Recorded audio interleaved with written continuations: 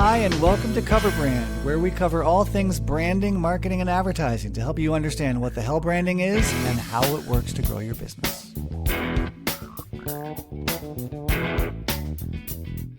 Welcome and welcome back. I'm Ethan Decker. Today on Cover Brand, we have an old friend of mine, Joel Grabois. Hi, Joel. Hello. Nice to How see are you, Ethan. It's good to see you too. You have a very cool light bulb behind you. Thank you. I built that myself. Really? Yes. Home Depot plumbing section, light bulb, a little bit of hardware. So it looks like an Edison bulb where you can see the big old filament from the 1910s or 20s. But then the fixture is a bunch of really heavy pipe, right? Yeah. Solid plumbing pipe. Solid plumbing pipe. So that's not going anywhere. No. Home Depot's best. You can beat up intruders if they enter your home with your light fixture. Yeah. Hey, good to see you. Joel and I worked at the Integer Group long ago. Joel's in media, I was in planning and strategy, but now you run your own company. Is that right? Yes. Much to everyone's avail. I am the big onion in charge at this moment. And your company is called Blue Onion Media. Blue Onion Media. You're down in the Lakewood area still? Yep. The Denver market. The Denver Metro. You got it. Great. Well, before we get into brands, we have to talk bands, because not only are you a musician yourself, but you are a bit of an aficionado when it comes to cover songs. You do a lot yourself as well, I assume. You play originals, but you play covers too? We have done a fair number of covers. I've done a fair number of covers, more originals, I would say, but yeah, I have done a lot of covers. And thinking about doing this podcast did kind of set me back a little, because this feels like a test of my musicianship. Also, many musicians would not call me a musician. They would call me a drummer, but that distinction doesn't really matter. Right. You're not a musician. You're just a drummer. Just a drummer. Just banging on stuff in the background. Ouch. Well, as Stuart Copeland says, drums are easy. You just bang on things. Yeah. One of the best drummers I ever knew, a master drummer. He said, drums are easy. It's toys. Right. Right. But you've been drumming forever. Yeah. Most of my life. Yeah. That's great. Yeah. That's great. So let's talk about cover songs. Usually guests share a favorite cover song. What do you have today? I have a selection for you. And again, very, very carefully considered. A singer-songwriter named M. Ward, M as in Matt. And he does a great cover of Let's Dance by David Bowie.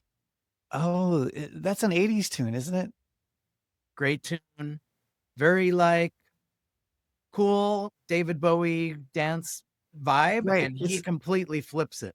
So the 80s version by David Bowie is like a suave 80s song with a sax solo in the middle. I think so. Right?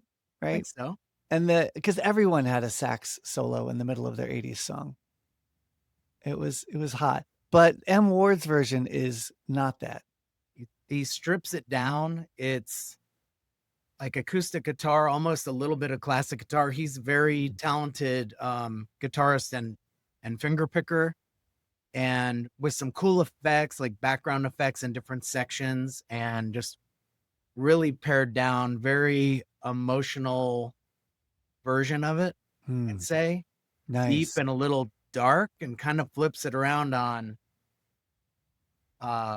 is this a dance song? Or are we, crying into our whiskey? Right. So he takes it from a happy place to a sad. And I don't know where he was going with it. Maybe it was a dance with the devil, or that's a different kind of dance. It could be, but he definitely turns it and changes the whole vibe. Do you know when he wrote that one? Or performed that version, I should say? I don't. It's been a while. It's on not a new album. And it's also just a great example of his unique kind of vocal range and it's a very intimate recording too. Nice. The main one that I hear, he's really, it's a cool one. And I hope I turn at least a couple people on to listening to him. There will be at least a couple people because there are 4 listeners now. Oh, awesome. 4.5 if you count my sister. And does that includes me? I'm an avid fan and listener now. Oh, great. No, I think we are growing pretty quickly. People are enjoying what these conversations are about, which is great. But yes, several people will be turned on to the M Ward cover.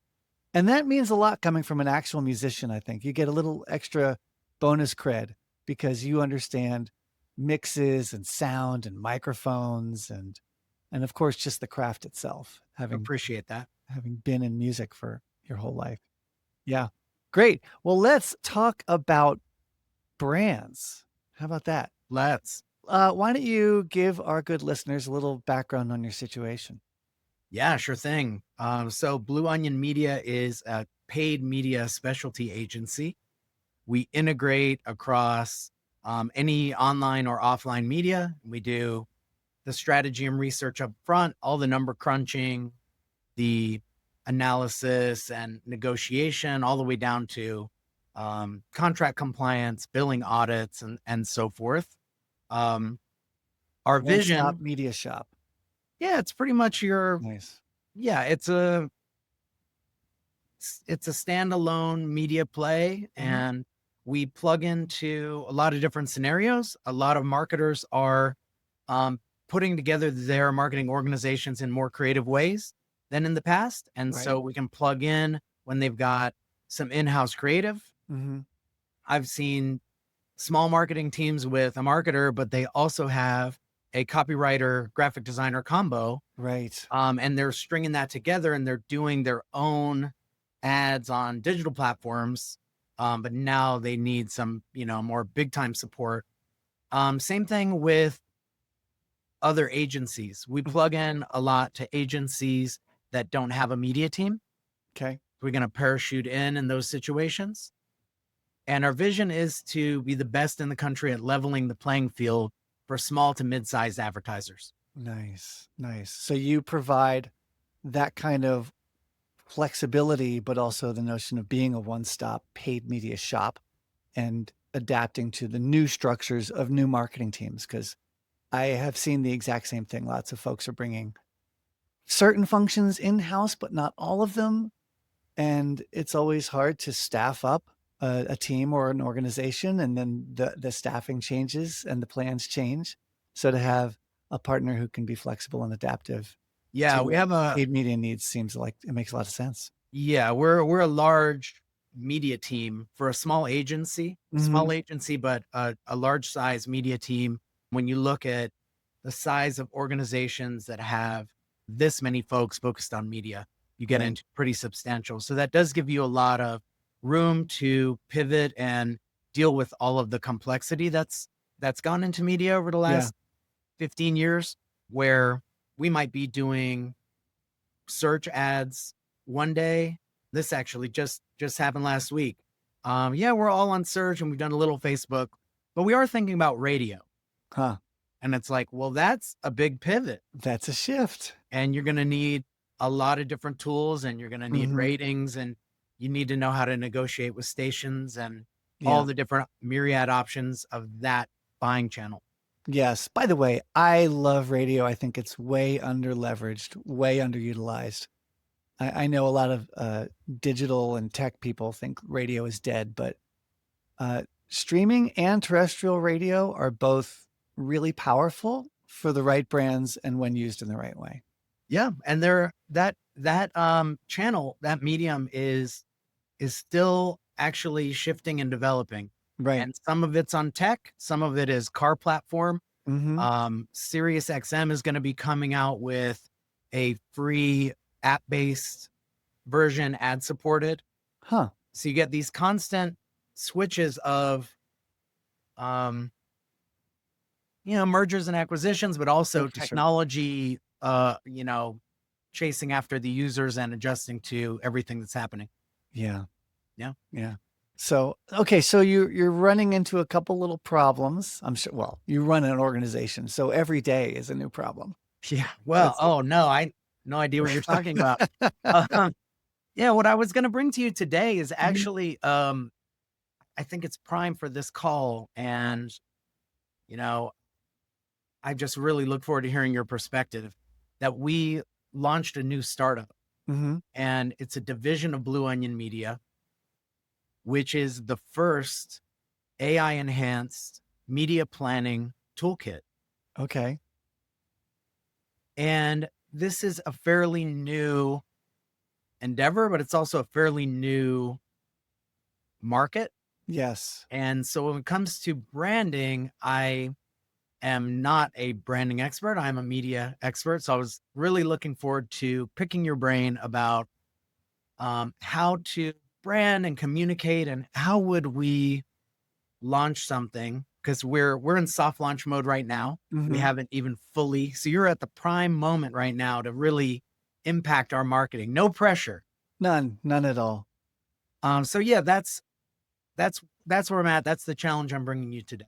Well, since you're paying me so much, I feel the weight of the pressure. Well, and because this is such a new situation, I haven't told you, but I will be doubling your pay. Oh, that's impressive. Yeah. That's an infinite increase in a way, Yep. because anything times zero or zero, something divided by zero is infinity. That's a good way to look at it. Well, It's thank an you. Thank you infinity raise. for doubling the from zero to zero. So, okay. The first thing I will say is you're taking on a pretty significant challenge just by coming up with another product or another division or another brand. That already is hard. Gillette struggles with this. Back when we were at Integer and I was working on Gillette, they had Gillette Fusion, which was their top end thing. And then of course they had Gillette, what's the other one? Like Sensor. Sensor is their low end razor that you get in the bag in the bottom of the shelf. But Fusion is the one at the very top, which is usually locked because people steal them so much, and it's 12 bucks. 17 blades and 3 Yeah, roller balls and that's right. vibrates. Yeah, all of the things. All Love that. battery powered razors. Who doesn't need a battery powered razor? And don't forget, of course, the Lubristrip. Oh Gotta yeah. have a Lubristrip. So Gillette itself struggles with, is Gillette the brand? Is Gillette Fusion the brand? Is Gillette Sensor the brand? So it is a Herculean challenge to run one brand. It's harder to run two. In fact, it might be more than double the challenge. Just Uh, like having kids. yeah, just like having kids. Yep. The second one isn't 2x, it's 10x. So that is a significant question. And you might even start to wonder, do you just have a different product that's still under the Blue Onion Media brand?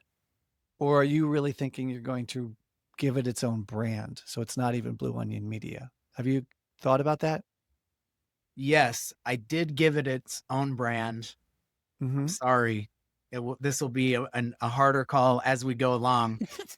It's a great brand though. I have heart for it. My father came up with the name when we were Okay. brainstorming. He's a writer, and it is called Sweet Stack Media. Okay.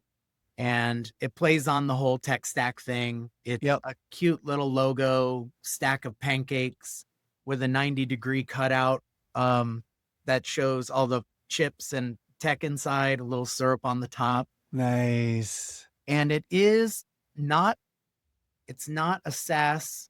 It is it is actually in an infusion of AI into an already very disciplined media workflow, media Okay. planning workflow. Great.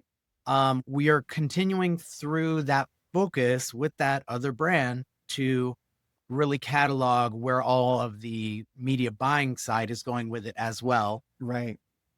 And then what we are offering is basically access to a beta launch, Okay. where at this point they can go in for a very low price point with a very fast turnaround time, enter their information, and get a comprehensive professional media brief, which, like a creative brief, is very important to get. Yes. good plan from. Oh, absolutely. We need to really explore.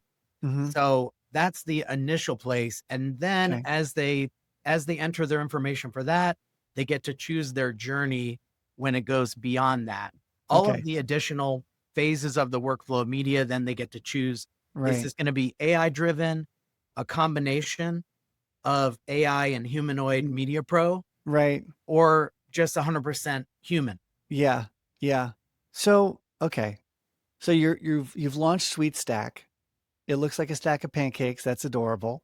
I think that's great because there's a lot of good evidence that shows you need something that's outside the category for people to be able to distinguish your brand from the thousands of other media companies out there. Thank you. My favorite example, because everybody knows it and it's easy, is Starbucks. What does a mermaid have to do with coffee? Because if you go to any local coffee shop in almost any city, its logo it's a 50-50 coin toss of whether it's going to be a bean or a cup. And then occasionally you see something outside of that, like Caribou Coffee, which is a caribou, or Starbucks, which is the mermaid. So it's good that you've got something outside the media world as part of your name and your logo, and that they work together. Great. You want people to distinguish you from others and remember you at all. That's going to be a big issue. The second one, I think, is going to be, who is it for? And it's not going to be based on whether they like AI or the features. It's going to be based on, does it help them with their goals? I'm a huge fan of segmentation, but segmentation more around what people need as opposed to what their demographics are. So, in other words, what's the need or the situation? Or there's a world of marketing called jobs to be done. Have you heard of this? No. Okay, so jobs to be done is a deep rabbit hole. It's a world of marketing that says when people buy something or get something, they do it or buy it or get it to get a job done. Mhm. And it's kind of that simple. But the jobs to be done world makes it very, very precise and sophisticated and almost over engineered, because I think engineers really like it, because it helps them understand what are people trying to really do when they hire or buy a product or service. So what's the job that people can't get done in other ways right now that your Sweet Stack can do that others don't? And that's a little exercise you'll have to go through. And April Dunford writes lovely work on what she calls, and what is commonly called, positioning. And positioning is, where do you see your product fitting in the world? But importantly, what's the context in which people judge that product? So, for instance, what's the classic one? Is Netflix a competitor to TV, or is it a competitor to going to the movies? And those are very different contexts, very different categories that Netflix might compete with. Google, similarly, for a while was a competitor to newspapers, and yet it could also be a competitor to the library. So the competitive context is very much how people think about a product and make sense of it when they first come across it. So I'm completely mangling what April Dunford does really beautifully. So I would say look up her stuff, because what your challenge will be finding those people who are the perfect users of SweetStack, and then giving your stuff the right context, the right category for them to even know where it fits in their life, Got it. right? A couple of her examples, there's a great book she has on this exact topic, and I can't remember the name of the book, but I think it's called Seriously Awesome. But one of her examples is, she had a data product, and it was kind of like a data lake, but instead people really loved it because of the analytics tools. So in fact, she had to reposition it as an analytics tool as opposed to a data tool, and people suddenly saw the value in it and realized why it was perfect for her. So I just threw a bunch of things at you. I know. Are any of those landing? Yeah, they land for sure. Coming from a media background, we constantly think about target audiences, Mm-hmm. pulling them together. So thinking about a cross section of target audiences that have this need state is Mm-hmm. interesting. Certainly with our marketing, we'll have to be selective about where we invest and what target audience we invest against. That's part of what we do so well. Yep. But I think it makes a ton of sense to be really carefully looking through the lens of our user and what need would they be filling and trying to amplify those elements. Yes. Yes. What is the unmet need? And half the time, as Dunford points out, people choose to do nothing. So your biggest competitor is not another media company or another AI company. It's doing nothing. Mhm. It's a spreadsheet, or it's Phil, this guy that they hire. So looking at those alternatives because they can't meet this certain need, that will help you understand how to position your new brand, SweetStack, so that people understand what it's doing for them. Because usually people don't like, oh, it's the same thing, but now made of a different ingredient, or it's the same media planning, except now it's got AI. Like that doesn't tell me how it helps meet my needs better. It just tells me the ingredients it's made of. Yeah. And that's kind of meaningless to me. So if you think about what are the jobs, so here I am conflating positioning and jobs, but they connect. What are the jobs that your ideal prospect is trying to accomplish that they can't do with other alternatives that SweetStack does seem to suddenly let them do? And that's the context in which they can then say, oh, SweetStack makes total sense for me. Yeah. And there are layers there too, like an Mhm. onion, right? Well, Many brilliant. layers. Yeah. You've And never made that joke before. no, I've never said that in any sales meeting before. None. This is a first. But yeah, Brings tears to my eyes, Joel. um, there are different layers. I think there is a doing nothing barrier. Mm-hmm. There is uh, a competitor that is a tactical spreadsheet. Mm-hmm. So in our branding, we may have to educate about the performance of actually having a strategic media plan. Mm-hmm. And that might be a pretty big uphill climb, but maybe we can do it in an accessible, friendly way, but by providing data support. I think that would probably be my number one thing that comes to mind is taking somebody who's been very tactic led in the Mm-hmm. past, who could not afford the agency that would provide them with a full comprehensive media brief, Right. a media objectives and strategies, process, a real strategic media plan to go through. And instead they were jumping um, the shortest distance between A and budget. Right. Let's jump to that spreadsheet. Did you know you can do this and press this button? And on Facebook, we could target X and let's go.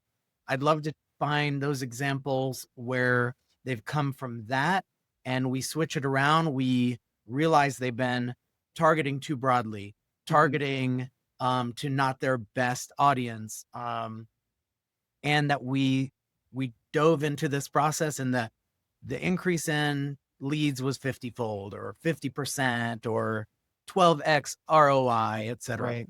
Right. Do you feel like SweetStack is something that will attract people who want more service but can't get it? Want more strategy, want more planning, want more I think so, yes. hand-holding? Is it like SweetStack is media planning It's self-service, but with hand-holding as well. Yes, and it's a better mousetrap. It's faster, Mhm, it's less expensive, mhm. but with insurance. You have Mm, the insurance of humanoid media pros who are working with the AI, watching right. it, and then you actually have the control. You have the choice to dial that up or down. Mhm. So we provide a little bit of an explanation. Media objectives and strategies does this for you. If that sounds great and you want to dive right in, we can do it the fast, cheap, quick, good enough Sure. way. Yep. We can have a humanoid media pro review that information Mhm. and touch it up, fix it up, dial it up a little bit. Or you're feeling like, yeah, I've heard about that. I've done that before. It's crucial.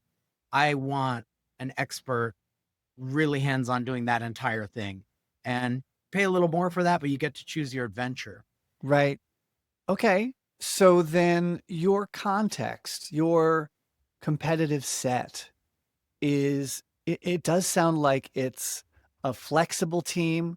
It's a team with experts, with humans, with hand-holding or with advisors, but it's for smaller or mid-sized organizations that usually can't afford that, Yeah, we right? see, yeah, the Blue Onion Media ICP, so to speak, is Ideal probably client profile?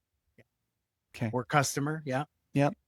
would typically be something like a company annual revenue 10 to 100 million. Okay. And it varies a lot because you can have $100 million company that's at 1% revenue to their marketing budget Right. or Right. 2%. So that's where that range really comes in. So sometimes a big company or can have a really small marketing team or Right. small divisions that aren't that well funded, depends on the Right. situation. This situation, this launch with Sweet Stack Media opens the door. I'd say it drops it down to probably 1 million up to 50 million. Okay.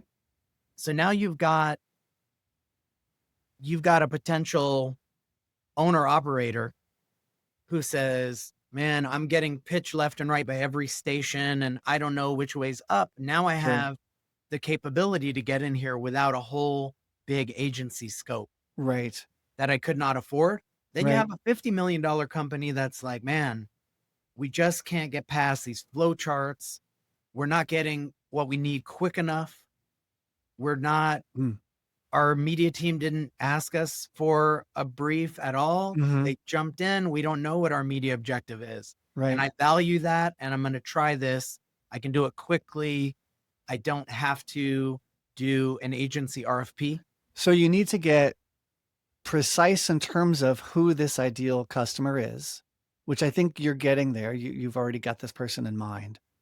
But then you need to get metaphorical for how they see you. In other words, it's probably not going to work to go to them and communicate to them that you're ideal for 1 million to 5 million sized companies and that you provide AI enabled media planning and strategy and buying. That's going to be a lot of gobbledygook. Come up with a metaphor or again, a kind of context to help them understand what this thing is. And so if the metaphor is um, company in a box, that's an easy one, right? Something in a box means, oh, you just open the box and it's ready to go. Or fractional is becoming very common. Fractional CFOs, fractional chief marketing officers. You can hire someone at a fractional level instead of getting them fully on your organization. If that's a metaphor that speaks to them, then maybe what you're offering is fractional media planning from an entire organization, fractional media company. Because usually when people hire a fractional person, it's a fractional person. They don't think of necessarily hiring a fractional company.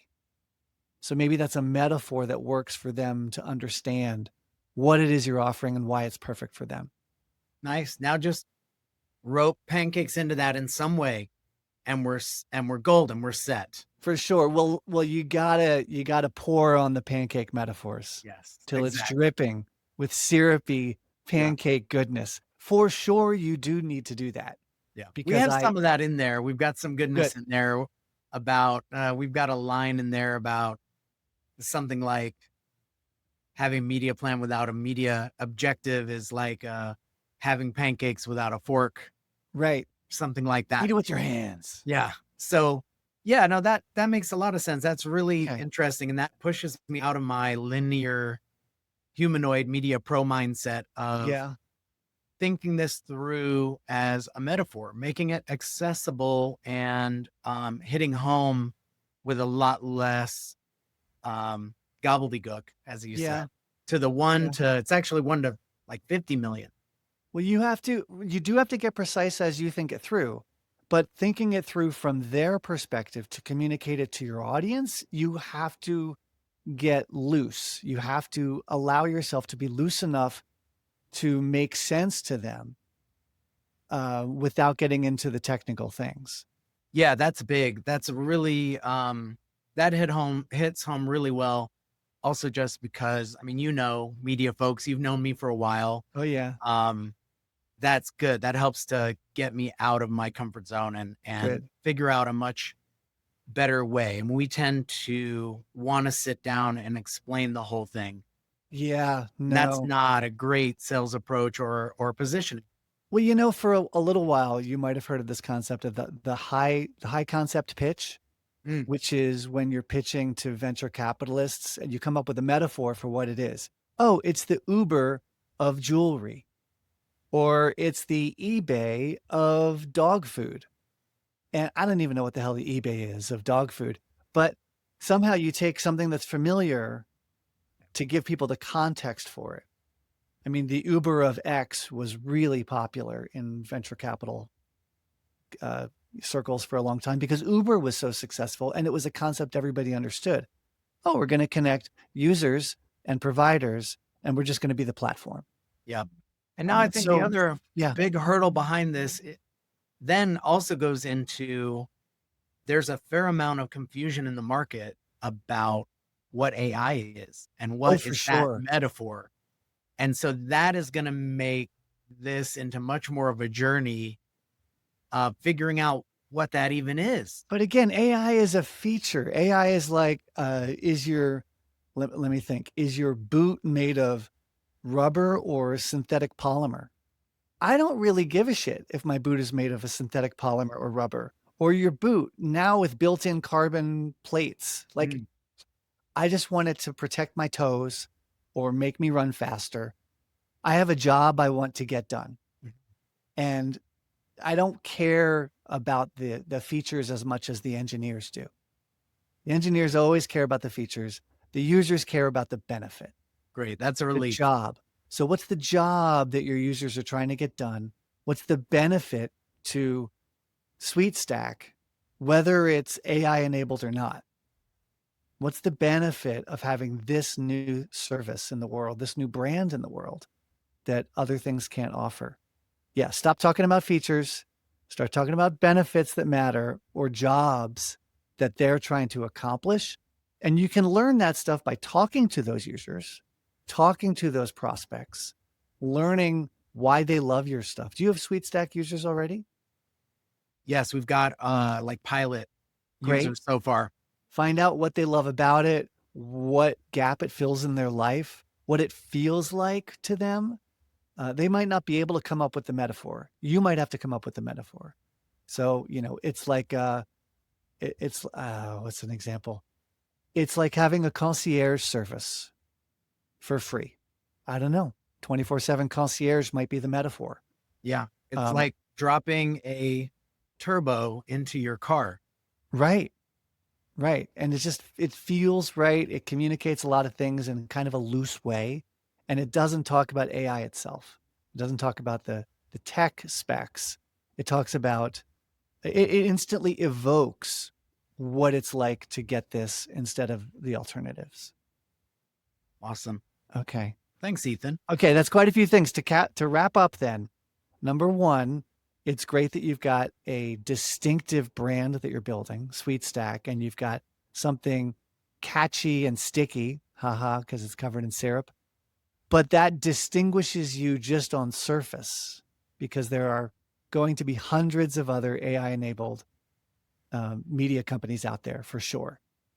Number two, you're working on the positioning of this company in terms of who's the ideal customer, what is the job that they have to get done that they can't get done currently, and then what are the needs or what are the benefits to them of having this new to the world AI-enabled suite stack media company.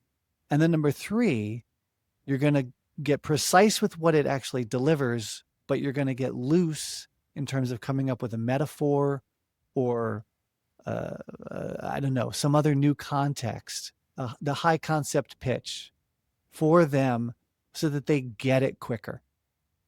Oh, it's like when you go to the grocery store and blah, blah, blah, and it's self-checkout, but it's the person that also helps you.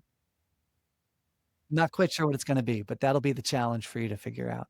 Got some things coming into my head already off the bat. Great. All right. All that and M Ward's cover of Let's Dance. Check it out. Yeah, for sure. You guys will, I'm sure, get the licensing and play a clip on the way out of our recording. Yes. We'll just do pirate radio. Yeah. Joel, great talking with you. Same here, my friend. Thank you. Ciao. Ciao. That's it for this episode. If anything stuck with you from today's show, good. That's the point. Be simple, be sticky, and stay classy, San Diego. If today's conversation made you rethink something about your business, consider calling us to get more formal help for your brand or your team. I run workshops and strategy sessions to turn science into success. Cliche, that's cheesy. Learn more at appliedbrandscience.com.